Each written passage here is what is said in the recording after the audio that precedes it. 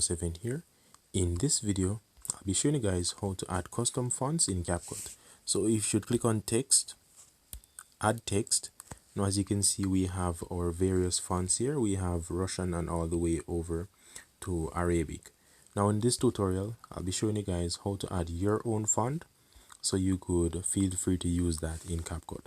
So I'll be using this website called dafont. So it's dafont, dafont.com.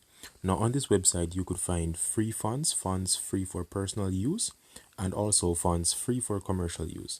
Now as you can see here on the recently added, we have these fonts free for personal use. So let's download, and this is quite simple. As you can see, downloading. So this has been downloaded to our file manager in downloads, and as you can see here, we have champagne _2.zip. So what you need to do is to long press and extract the zip file. Now as you can see, we have the t.tff file. So that is the file which, well, it's the extension for the font.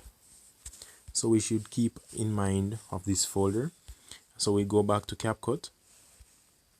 So now once you're on the text tool or the type tool, what you need to do is to click this plus button right here, and it will ask you to add your font.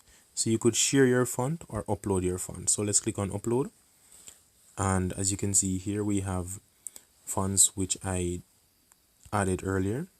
So let's click on champagne.tff, and the font has been added. Now as you can see, we could simply enter the text and we would have that beautiful font. So that is how you'd be able to add your own custom font in CapCut. So I hope this little video was helpful in getting you to add your own fonts in CapCut. So thank you guys for watching. 7 out.